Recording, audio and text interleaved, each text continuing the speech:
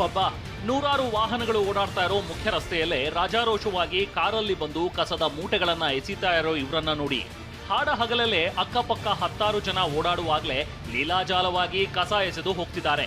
ಹೀಗೆ ಸಾಮಾಜಿಕ ಜವಾಬ್ದಾರಿ ಮರೆತು ಕಾರಲ್ಲಿ ಬಂದು ಕಸ ಹಾಕಿ ಹೋಗ್ತಿದ್ದವರಿಗೆ ನಗರ ಪಾಲಿಕೆ ಅಧಿಕಾರಿಗಳು ಶಾಕ್ ಕೊಟ್ಟಿದ್ದಾರೆ.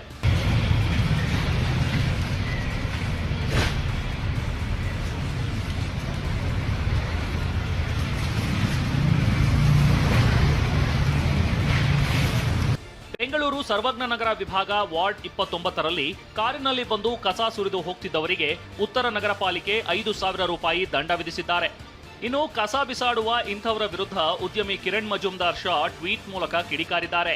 ಈ ದುಷ್ಕರ್ಮಿಗಳಿಗೆ 50,000 ದಂಡ ವಿಧಿಸಬೇಕಿತ್ತು, ವಾಹನವನ್ನ ಜಪ್ತಿ ಮಾಡಬೇಕಿತ್ತು ಅಂತ ಆಕ್ರೋಶ ಹೊರಹಾಕಿದ್ದಾರೆ. ಬರೋಬ್ಬರಿ 66,000 ಕಿಲೋವ್ಯಾಟ್ಸ್ ವಿದ್ಯುತ್ ತಂತಿಗಳು ಹಾದು ಹೋಗಿರುವ ಅಪಾಯಕಾರಿ ಕಂಬಗಳಿವು. ಇಂಥ ಡೇಂಜರಸ್ ವಿದ್ಯುತ್ ಕಂಬಗಳ ಮೇಲೆ ಕುಳಿತಿದ್ದ ಗಿಳಿಯನ್ನ ರಕ್ಷಿಸೋದಕ್ಕೆ ಹೋದ ಯುವಕ ಜೀವವನ್ನೇ ಕಳ್ಕೊಂಡಿದ್ದಾರೆ. ಬೆಂಗಳೂರಿನ ಗಿರಿನಗರದ ಖಾಸಗಿ ಅಪಾರ್ಟ್ಮೆಂಟ್ನಲ್ಲಿ 32 ವರ್ಷದ ಅರುಣ್ ಕುಮಾರ್ ಹೈಟೆನ್ಷನ್ ವೈರ್ ಕಂಬದ ಮೇಲಿದ್ದ ಗಿಳಿಯನ್ನ ಕಾಪಾಡೋಕೆ ಮುಂದಾಗಿದ್ರು. ವಿಪರ್ಯಾಸ ಅಂದ್ರೆ 66,000 ಕಿಲೋವ್ಯಾಟ್ಸ್ ವಿದ್ಯುತ್ ಹರಿಯುವ ಕಂಬದ ಮೇಲೆ ಸ್ಟೀಲ್ ಪೈಪ್ಗೆ ಕಡ್ಡಿ ಹಾಕಿ ಗಿಳಿ ಓಡಿಸೋದಕ್ಕೆ ಮುಂದಾಗಿದ್ದಾರೆ. ಈ ವೇಳೆ ವಿದ್ಯುತ್ ಹರಿದು ಅರುಣ್ ಕೆಳಗೆ ಬಿದ್ದಿದ್ದಾರೆ. ತಕ್ಷಣವೇ ಆಸ್ಪತ್ರೆಗೆ ಕರೆದೊಯ್ದ್ರು. ಅಷ್ಟೊತ್ತಿಗಾಗಲೇ ಅರುಣ್ ಕುಮಾರ್ ಪ್ರಾಣ ಪಕ್ಷಿ ಹಾರಿ ಹೋಗಿತ್ತು. ಸುಮಾರು 2 ಲಕ್ಷ ಬೆಲೆ ಬಾಳುವ ಫಾರಿನ್ ಗಿಳಿಯನ್ನ ರಕ್ಷಿಸೋದಕ್ಕೆ ಹೋಗಿ ದುರಂತ ನಡೆದಿದೆ. ಸ್ಥಳಕ್ಕೆ ಬೆಸ್ಕಾಂ ಅಧಿಕಾರಿಗಳು ಬಂದು ಪರಿಶೀಲಿಸಿದ್ದಾರೆ. ಜನ ಓಡಾಡುವ ಅಪಾರ್ಟ್ಮೆಂಟ್ ಒಳಗೆ 65,000 ಕಿಲೋವ್ಯಾಟ್ ವೈರ್ ಹಾಕಿದ್ದಕ್ಕೆ ಜನ ಆಕ್ರೋಶ ಹೊರಹಾಕಿದ್ದಾರೆ.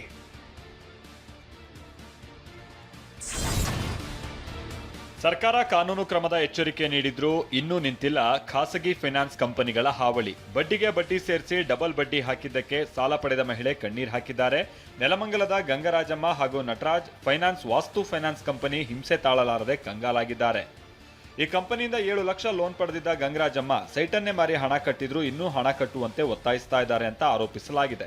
15 ಲಕ್ಷ ಲೋನ್ ಪಡೆದಿದ್ದ ನಟರಾಜ್ಗೆ 187 ತಿಂಗಳು ಲೋನ್ ಕಟ್ಟಿ ಅಂತ ಹೇಳಲಾಗಿತ್ತು. ಆದ್ರೀಗ 287 ತಿಂಗಳು ಲೋನ್ ಕಟ್ಟುವಂತೆ ಒತ್ತಡ ಹೇರ್ತಾ ಇದ್ದಾರೆ ಅಂತ ಆರೋಪಿಸಲಾಗಿದೆ. ವಾಸ್ತು ಫೈನಾನ್ಸ್ ಮುಂದೆ ಲೋನ್ ಪಡೆದವರು ಜಮಾಯಿಸಿ ಆಕ್ರೋಶ ಹೊರಹಾಕಿದ್ದಾರೆ. 287 ತಿಂಗಳು ಅವ್ರಿಗೆ ಕೊಟ್ಟಿದ್ದೀವಿ, 180 ತಿಂಗಳು ಕೊಟ್ಟಿದ್ದು. ಖ್ಯಾತ ಬಹುಭಾಷಾ ನಟಿಗೆ ಲೈಂಗಿಕ ಕಿರುಕುಳ ನೀಡಿದ್ದ ಪ್ರಕರಣದಲ್ಲಿ 6 ಅಪರಾಧಿಗಳಿಗೆ 20 ವರ್ಷಗಳ ಕಠಿಣ ಜೈಲು ಶಿಕ್ಷೆ ನೀಡಲಾಗಿದೆ. 2017ರಲ್ಲಿ ನಡೆದಿದ್ದ ನಟಿಯ ಅಪಹರಣ ಮತ್ತು ಅತ್ಯಾಚಾರ ಪ್ರಕರಣದಲ್ಲಿ ಸುದೀರ್ಘ 8 ವರ್ಷಗಳ ಕಾಲ ವಿಚಾರಣೆ ನಡೆಸಿ ನ್ಯಾಯಾಲಯ ಇದೀಗ 6 ಅಪರಾಧಿಗಳಿಗೆ 20 ವರ್ಷ ಕಠಿಣ ಜೈಲು ಶಿಕ್ಷೆ ವಿಧಿಸಿ ತೀರ್ಪು ಪ್ರಕಟಿಸಿದೆ. ಈ 6 ಪ್ರಮುಖ ಆರೋಪಿಗಳು ಕೃತ್ಯ ಎಸಗಿದ್ದು ಸಾಬೀತಾದ ಕಾರಣ 20 ವರ್ಷ ಕಠಿಣ ಕಾರಾಗೃಹ ಶಿಕ್ಷೆ ವಿಧಿಸಲಾಗಿದೆ. ಇನ್ನು ಇದೇ ಪ್ರಕರಣದಲ್ಲಿ ಮಲಯಾಳಂ ನಟ ದಿಲೀಪ್ ಕುಮಾರ್ ನಿರ್ದೋಷಿ ಎಂದು ಕೋರ್ಟ್ ತೀರ್ಪು ನೀಡಿತ್ತು. ಆದರೆ ಈ ಆದೇಶದ ವಿರುದ್ಧ ಕೇರಳ ಸರ್ಕಾರ ಮೇಲ್ಮನವಿ ಸಲ್ಲಿಸುವ ಸಾಧ್ಯತೆ ಇದೆ. ಯುವತಿಯನ್ನ ಪ್ರೀತಿಸಿ ದೈಹಿಕ ಸಂಪರ್ಕವನ್ನ ಬೆಳೆಸಿ ದೇವಸ್ಥಾನದಲ್ಲಿ ಗುಟ್ಟಾಗಿ ಮದುವೆಯೂ ಆಗಿದ್ದ ಯುವಕ ಕೈಕೊಟ್ಟು ಬೇರೊಬ್ಬಳ ಜೊತೆ ಮದುವೆಗೆ ಮುಂದಾಗಿದ್ದಾನೆ. ಮೋಸಕ್ಕೊಳಗಾದ ಯುವತಿ ನೇರ ಪ್ರಿಯಕರನ ಮದುವೆ ಮನೆಯಲ್ಲಿ ಪ್ರತ್ಯಕ್ಷವಾಗಿದ್ದಾಳೆ. ರಾಯಚೂರಿನಲ್ಲಿ ಈ ಲವ್ ಸೆಕ್ಸ್ ದೋಖಾ ಕೇಸ್ ನಡೆದಿದೆ. ಒಂದು 6 to 7 months ಬ್ಯಾಕ್ ತಾಳಿ ಕಟ್ಟಿದ್ದ, ಅಂದ್ರೆ ಗುಡಿನಲ್ಲಿ ಇಬ್ರೆ ಕಟ್ಟಿದ್ಮೇಲೆ ನಂಬಿಕೆ ಕೊಟ್ಟ, ಮನೇಲಿ ಎಲ್ಲ ಒಪ್ಪಿಸಿ ಮದುವೆ ಆಗೋಣ ಅಂತ ಹೇಳಿ. ನಂತರ ಫಿಸಿಕಲ್ ಆಗಿ ಎಲ್ಲ ಆದಮೇಲೆ ಇವಾಗ ಅವನಿಗೆ ಬೇರೆ ಕಡೆ ಮದುವೆ ಫಿಕ್ಸ್ ಮಾಡಿದ್ದಾರೆ. ರಾಯಚೂರು ಮೂಲದ ಯುವಕ ರಿಷಬ್ ಬಳ್ಳಾರಿಯಲ್ಲಿ ಓದ್ತಾ ಇದ್ದಾಗ ಕೊಪ್ಪಳ ಮೂಲದ ಯುವತಿ ಪರಿಚಯವಾಗಿತ್ತು. ಬಳಿಕ ಇಬ್ಬರ ನಡುವೆ ಪರಸ್ಪರ ಪ್ರೀತಿ ಮೂಡಿತ್ತು. ಯುವತಿಯನ್ನ ದೇವಸ್ಥಾನವೊಂದಕ್ಕೆ ಕರೆದೊಯ್ದು ಯಾರಿಗೂ ಗೊತ್ತಿಲ್ಲದಂತೆ ಮದುವೆನೂ ಆಗಿದ್ದ. ಬಳಿಕ ಬಲವಂತವಾಗಿ ಲೈಂಗಿಕ ಸಂಪರ್ಕ ಬೆಳೆಸಿದ್ದಾನೆ ಅಂತ ಯುವತಿ ಆರೋಪಿಸಿದ್ದಾಳೆ. ಗರ್ಭಿಣಿಯಾದ ಯುವತಿಗೆ ಗರ್ಭಪಾತ ಮಾಡಿಸಿದ್ದಾನೆ. ಇದೀಗ ರಾಯಚೂರು ನಗರದಲ್ಲಿ ಬೇರೊಬ್ಬ ಯುವತಿ ಜೊತೆಗೆ ಮದುವೆಗೆ ಮುಂದಾಗಿದ್ದ. ಬೇರೆ ಕಡೆ ಮದುವೆ ಫಿಕ್ಸ್ ಮಾಡಿದ್ದಾರೆ. ಫಿಕ್ಸ್ ಮಾಡಿದ್ಮೇಲೆ ಅವನು ಹೇಳ್ತಾ ಇದ್ದಾನ ಮದುವೆ ಮನೇಲಿ ಫೋರ್ಸ್ ಮಾಡ್ತಿದ್ದಾರೆ ಅಂತ. ಸರಿ ಆಯಿತು, ಫೋರ್ಸ್ ಮಾಡಿದ್ರೆ ಏನಾಯಿತು, ಕ್ಯಾನ್ಸಲ್ ಮಾಡು. ಕ್ಯಾನ್ಸಲ್ ಮಾಡೋಕ್ಕೆ ಮನೇಲಿ ದಿನ ಕನ್ವಿನ್ಸ್ ಮಾಡ್ತಾ ಇದ್ದೀನಿ ಅಂತಲೇ ಹೇಳ್ತಾ ಬಂದ. ಈ 1 ವೀಕಿಂದ ಸರಿಯಾಗಿ ಕಮ್ಯುನಿಕೇಷನ್ ಇಲ್ಲ, ಒಂದು ಸ್ವಲ್ಪ ದಿನದಿಂದ ಫೋನ್ ಇಲ್ಲ, ವಾಟ್ಸಪ್ ಇಲ್ಲ, ಏನೂ ಇಲ್ಲ. ಇನ್ಸ್ಟಾಗ್ರಾಂನಲ್ಲಿ ಪ್ರಿಯಕರನ ಮದುವೆ ಆಮಂತ್ರಣವನ್ನ ನೋಡಿ ಶಾಕ್ ಆದ ಸಂತ್ರಸ್ತೆ ಮದುವೆ ಮನೆಗೆ ಬಂದು ಮದುವೆ ನಿಲ್ಲಿಸಿದ್ದಾಳೆ. ಈ ವೇಳೆ ರಿಷಬ್ ಸಂತ್ರಸ್ತ ಯುವತಿ ಜೊತೆಗೆ ಜೀವನವನ್ನ ನಡೆಸೋದಕ್ಕೆ ಒಪ್ಪಿದ್ದು ಪ್ರಕರಣ ಸುಖಾಂತ್ಯ ಕಂಡಿದೆ. ಬಿಜೆಪಿ ಸರ್ಕಾರದ ಅವಧಿಯಲ್ಲಾದ ಕಲ್ಯಾಣ ಕರ್ನಾಟಕ ಸಂಘದ ಹಗರಣ ಪ್ರಕರಣದ ತನಿಖೆಗೆ ಸಿಎಂ ಸಿದ್ದರಾಮಯ್ಯ ಸೂಚಿಸಿದರು. 2 ವರ್ಷಗಳ ಸುದೀರ್ಘ ತನಿಖೆ ಬಳಿಕ ತನಿಖಾ ತಂಡ ಸರ್ಕಾರಕ್ಕೆ 2020ರಿಂದ 2023ರವರೆಗೆ ನಡೆದ ಅಕ್ರಮದ ವರದಿ ಸಲ್ಲಿಸಿದೆ. ಕಳೆದ ತಿಂಗಳು ಸಚಿವ ಪ್ರಿಯಾಂಕ್ ಖರ್ಗೆ ಹಗರಣದ ಬಗ್ಗೆ ಪ್ರಸ್ತಾಪಿಸಿದ್ರು. ಆರ್ಎಸ್ಎಸ್ ಚಟುವಟಿಕೆಗೆ ಸರ್ಕಾರದ ಹಣ ಬಳಕೆಯಾಗಿದೆ ಎಂದು ಪ್ರಿಯಾಂಕ್ ಆರೋಪಿಸಿದ್ರು. ಈ ಬೆನ್ನಲ್ಲೇ ಸರ್ಕಾರಕ್ಕೆ ತನಿಖಾ ವರದಿ ಸಲ್ಲಿಕೆಯಾಗಿದೆ. ಕಲಬುರಗಿ, ಬೀದರ್ ಸೇರಿದಂತೆ ಕಲ್ಯಾಣ ಕರ್ನಾಟಕದ 7 ಜಿಲ್ಲೆಗಳಲ್ಲಿ ನಡೆದಿರುವ ಅಕ್ರಮದ ಬಗ್ಗೆ ತನಿಖಾ ತಂಡ ಸುಮಾರು 180ಕ್ಕೂ ಹೆಚ್ಚು ಪುಟಗಳ ತನಿಖಾ ವರದಿಯನ್ನ ಸರ್ಕಾರಕ್ಕೆ ಸಲ್ಲಿಸಿದೆ. ವರದಿಯಲ್ಲಿ ಸರ್ಕಾರದಿಂದ ಖಾಸಗಿ ಸಂಘಕ್ಕೆ ನೀಡಿದ 322 ಕೋಟಿ ಅನುದಾನ ದುರ್ಬಳಕೆಯಾಗಿರುವ ಬಗ್ಗೆ ಉಲ್ಲೇಖಿಸಲಾಗಿದೆ. ಕಲ್ಯಾಣ ಕರ್ನಾಟಕ ಭಾಗದಲ್ಲಿ ಮಾನವ ಸಂಪನ್ಮೂಲ, ಕೃಷಿ ಹಾಗೂ ಸಾಂಸ್ಕೃತಿಕ ಸಂಘಕ್ಕೆ ನೀಡಿದ ಅನುದಾನ ದುರ್ಬಳಕೆ ಬಗ್ಗೆ ಉಲ್ಲೇಖಿಸಲಾಗಿದೆ. ಇನ್ನು ಕೆಕೆಎಚ್ಆರ್ಸಿ ಸಂಘದಲ್ಲಿ ಕಲ್ಯಾಣ ಕರ್ನಾಟಕದಲ್ಲಿ 8 ಜಿಲ್ಲೆ ಇವೆ ಅಂತ ನಮೂದು ಮಾಡಲಾಗಿದೆ. ಕಲಬುರಗಿ, ಸೇಡಂ ಉಪ ಪ್ರದೇಶಗಳನ್ನೇ 8ನೇ ಜಿಲ್ಲೆ ಎಂದು ಘೋಷಿಸಲಾಗಿದೆ. ಅಕ್ರಮ ನಡೆದರೂ ಹಣಕಾಸು ಹಾಗೂ ಯೋಜನಾ ಇಲಾಖೆ ಅಧಿಕಾರಿಗಳು ತಡೆದಿಲ್ಲ. ಈ ಮೂಲಕ ಸಂಘದ ಅಕ್ರಮಕ್ಕೆ ಸಾಥ್ ನೀಡಿದ್ದಾರೆ. ತಪ್ಪಿತಸ್ಥ ಅಧಿಕಾರಿಗಳ ವಿರುದ್ಧ ಕ್ರಮಕ್ಕೆ ವರದಿಯಲ್ಲಿ ಶಿಫಾರಸು ಮಾಡಲಾಗಿದೆ.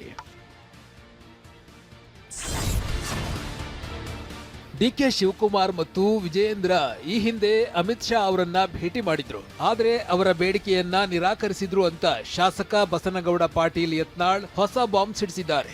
ಮತ್ತು ಸಿದ್ದರಾಮಯ್ಯನವ್ರು ಅಟ್ಟೇನು ಈಜಿ ಬಿಡುದಿಲ್ಲ ಈ ಗಿರೇಕಿಗೆ. ಈಗಾಗಲೇ ಒಮ್ಮೆ BJP ಜೋಡೆ ಮಾತುಕತೆ ಆಗೈತಿ. ನಾ ಹೇಳಿಲ್ಲ, ವಿಜಯೇಂದ್ರ ಕರ್ಕೊಂಡು ಹೋಗಿದ್ದ. CM DCM ಎಲ್ಲ ವ್ಯಾಪಾರ ಆಗಿತ್ತು. ಅಮಿತ್ ಶಾ ಒಪ್ಪಿಲ್ಲ. ಅಮಿತ್ ಶಾ ಹೇಳಿದ್ದು ಇಷ್ಟೇ, ಇವ್ರ ಜೋಡ ನಾವು DK ಶಿವಕುಮಾರ್ ಸರ್ಕಾರ ಮಾಡೋದು ಬೇಡ, ಡಿಸಾಲ್ವ್ ಮಾಡೋಣ ಅಂತ ಹೇಳ್ಯಾರ. ಇದು ಅಧಿಕೃತ ನಮ್ಮ BJPಯ ಸಂಸದರದಾರ ಅವ್ರು ಹೇಳಿದ್ದು. ಅಮಿತ್ ಶಾ ಅವ್ರ ಮುಂದೆ ಚರ್ಚೆ ಆಗಿದೆ, ಅಮಿತ್ ಶಾ ಒಪ್ಪಿಲ್ಲ. ಅದಕ್ಕೇ ಮಾನ್ಯ ಪ್ರಹ್ಲಾದ್ ಜೋಶಿ ಅವ್ರನ್ನ ಸ್ಟೇಟ್ಮೆಂಟ್ ಕೊಟ್ಟರು, ಯಾವುದೇ ಕಾಲದಲ್ಲಿ ನಾವು ಯಾವುದೇ ಕಾಂಗ್ರೆಸ್ಸಿನ ಗುಂಪಿನ ಜೊತೆಗೆ ಸರ್ಕಾರ ಮಾಡೋದಲ್ಲ. ಅದಕ್ಕಂದ್ರೆ ಇದು ನಡೆದಿತ್ತು ವ್ಯಾಪಾರ. ಈಗ ಹಂಗೆ 13 ಕಿಲೋಮೀಟ್ರ್ ದೂರದಲ್ಲಿ ಹೋಗಿ ಏನು ನಿನ್ನೆ ಊಟ ಮಾಡ್ಯಾರಲ್ಲ, ಅಲ್ಲಿ 28.5 ಕಿಲೋಮೀಟ್ರ್ ದಿಲ್ಲಿದಿಂದ ಹೇಳ್ರೆ ನೋಯ್ಡಾ ರಸ್ತೆಯಲ್ಲಿ ಒಂದು 5 ಸ್ಟಾರ್ ಹೋಟೆಲ್ದಲ್ಲಿ ಇವರಿಬ್ಬರು ಮುಖ್ಯಮಂತ್ರಿ ಉಪಮುಖ್ಯಮಂತ್ರಿ ಆಗ್ಬೇಕಂತೇಳಿ ಮೀಟಿಂಗ್ ಮಾಡೋದಂಥವ್ರು ಇವರಿಬ್ಬರು. BJP ಅಧ್ಯಕ್ಷ, ಕಾಂಗ್ರೆಸ್ ಅಧ್ಯಕ್ಷ, ಮತ್ತೆ ಯಾರು ಇರ್ತಾರೆ. ನಡೆದದ ಅದು ಫೇಲ್ ಆಗೈತೆ. ಫೇಲ್ ಆಗಿದ್ದಕ್ಕೆ ಬಂದು ಕೂತಾರ. ಈಗ ಇಲ್ಲೇ ಏನಾರು ಮಾಡಿ ಆಗ್ಬೇಕಂತ ಅವ್ರ ಹತ್ತಾರ. ಕಾಂಗ್ರೆಸ್ ಜೊತೆ ವಿಜಯೇಂದ್ರ ಹೊಂದಾಣಿಕೆ ಆರೋಪಕ್ಕೆ ರೇಣುಕಾಚಾರ್ಯ ಕಿಡಿಕಾರಿದ್ದಾರೆ. ಬಾಯಿ ಚಪಲಕ್ಕೆ ಶಾಸಕ ಯತ್ನಾಳ್ ಸುಳ್ಳು ಸುದ್ದಿ ಹರಡುತ್ತಾರೆ ಎಂದಿದ್ದಾರೆ. ಲೋಕಸಭೆ ವಿಪಕ್ಷ ನಾಯಕ ರಾಹುಲ್ ಗಾಂಧಿ ಲೋಕಸಭೆಯಲ್ಲಿ ಹೆಚ್ಚುತ್ತಿರುವ ವಾಯುಮಾಲಿನ್ಯದ ಬಗ್ಗೆ ಕಳವಳ ವ್ಯಕ್ತಪಡಿಸಿದ್ದಾರೆ. ಶೂನ್ಯ ವೇಳೆಯಲ್ಲಿ ವಾಯುಮಾಲಿನ್ಯ ವಿಚಾರ ಪ್ರಸ್ತಾಪಿಸಿದ ರಾಹುಲ್ ಗಾಂಧಿ, ದೇಶದ ಮಹಾನಗರಗಳು ವಿಷಾನಿಲದ ಹೊದಿಕೆಯಡಿ ಜೀವಿಸುತ್ತಿವೆ ಎಂದಿದ್ದಾರೆ. ರಾಹುಲ್ ಗಾಂಧಿ ಸಲಹೆಗೆ ಪ್ರತಿಕ್ರಿಯೆ ನೀಡಿದ ಸಂಸದೀಯ ವ್ಯವಹಾರಗಳ ಸಚಿವ ಕಿರಣ್ ರಿಜಿಜು, ಸರ್ಕಾರ ಈ ವಿಷಯದ ಬಗ್ಗೆ ಚರ್ಚೆಗೆ ಸಿದ್ಧವಿದೆ ಎಂದಿದ್ದಾರೆ. Most of our cities, major cities, are living under a blanket of poisonous air. Millions of children are getting lung disease. Their future is being destroyed. People are getting cancer. Older people are struggling to breathe. This is an interesting issue because I'm certain that there will be full agreement between the government and us on this issue. This is not this is not a ideological issue. This is everybody in this house would agree that air pollution, the damage it is doing to our people, is something that we would like to cooperate on. Delhi ಸಂಸತ್ ಭವನದ complex ಆವರಣದಲ್ಲಿ ತೃಣಮೂಲ ಕಾಂಗ್ರೆಸ್ ಸಂಸದ Sugata Roy E cigarette ಸೇದಿದ್ದು ವಿವಾದಕ್ಕೆ ಗುರಿಯಾಗಿದೆ. ಸಂಸತ್ ಭವನದ ಮಕರ ದ್ವಾರದ ಬಳಿ ಸುಗತ ರಾಯ್ ಇ ಸಿಗರೆಟ್ ಸೇದಿದ್ದಾರೆ. ಈ ವೇಳೆ ಕೇಂದ್ರ ಸಚಿವ ಗಜೇಂದ್ರ ಸಿಂಗ್ ಶೇಖಾವತ್ ಹಾಗೂ ಗಿರಿರಾಜ್ ಸಿಂಗ್ ಸುಗತ ಜೊತೆ ವಾಗ್ವಾದ ನಡೆಸಿದ್ದಾರೆ. ಸಿಗರೆಟ್ ಸೇವನೆಯಿಂದ ಸಾರ್ವಜನಿಕ ಆರೋಗ್ಯದ ಅಪಾಯದ ಬಗ್ಗೆ ಎಚ್ಚರಿಕೆಯನ್ನು ನೀಡಿದ್ದಾರೆ. ಇನ್ನು ಈ ಬಗ್ಗೆ ಪ್ರತಿಕ್ರಿಯಿಸಿದ ಸುಗತ ರಾಯ್, ಸಂಸತ್ನ ಒಳಕ್ಕೆ ಧೂಮಪಾನಕ್ಕೆ ನಿಷೇಧವಿದೆ, ಹೊರಗೆ ನಿಷೇಧವಿಲ್ಲ ಎಂದಿದ್ದಾರೆ. हाउस के अंदर सिगरेट पीना मना है. हाउस के बाहर ये खुला जगह में सिगरेट पीने में कोई पाबंदी नहीं है। ಸಂಸದ ಅನುರಾಗ್ ಠಾಕೂರ್ ಸುಗತ ರಾಯ್ ಸಂಸತ್ ಆವರಣದಲ್ಲಿ ಸಿಗರೆಟ್ ಸೇವನೆ ಮಾಡಿದ್ರ ಬಗ್ಗೆ ಲೋಕಸಭೆಯಲ್ಲಿ ಪ್ರಸ್ತಾಪಿಸಿದ್ದಾರೆ. ನಿಯಮ ಉಲ್ಲಂಘನೆಯಾಗಿದ್ರೆ ಕ್ರಮ ಕೈಗೊಳ್ಳೋದಾಗಿ ಸ್ಪೀಕರ್ ಓಂ ಬಿರ್ಲಾ ಹೇಳಿದ್ದಾರೆ. 2027ರಲ್ಲಿ ದೇಶದಾದ್ಯಂತ ಜನಗಣತಿ ನಡೆಸಲು ಕೇಂದ್ರ ಸಂಪುಟ ಅನುಮೋದನೆ ನೀಡಿದೆ. ಅಂದಾಜು 11,718 ಕೋಟಿ ರೂಪಾಯಿ ವೆಚ್ಚದ ಜನಗಣತಿಗೆ ಸಂಪುಟದ ಸಚಿವರು ಅನುಮೋದನೆಯನ್ನ ನೀಡಿದ್ದಾರೆ. ಈ ಹಿಂದೆ 2011ರಲ್ಲಿ ದೇಶದಾದ್ಯಂತ 7ನೇ ಜನಗಣತಿ ನಡೆದಿತ್ತು. ಕೋವಿಡ್ನಿಂದಾಗಿ 2021ರ ಜನಗಣತಿ ನಡೆಸುವುದಕ್ಕೆ ಸಾಧ್ಯವಾಗಿರಲಿಲ್ಲ. ಇದೀಗ ಜನಗಣತಿ ಜೊತೆಗೆ ಜಾತಿ ಗಣತಿ ನಡೆಸುವುದಾಗಿ ಕೇಂದ್ರ ಸರ್ಕಾರ ಘೋಷಿಸಿದೆ. ವಿದೇಶ ಪ್ರವಾಸಗಳಲ್ಲಿ ಕೆಲವು ಭಾರತೀಯ ಕ್ರಿಕೆಟಿಗರು ದುಶ್ಚಟಗಳಲ್ಲಿ ತೊಡಗುತ್ತಾರೆ.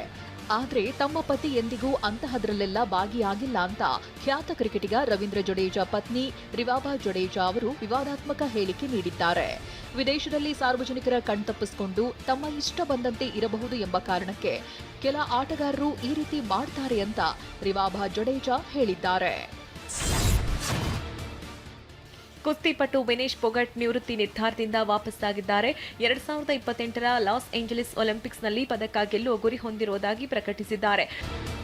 ಬೆಂಗಳೂರಲ್ಲಿ ಇಂದು ಬೆಳ್ಳಿ ಬೆಲೆ ಮತ್ತಷ್ಟು ಏರಿಕೆ ಕಂಡಿದೆ.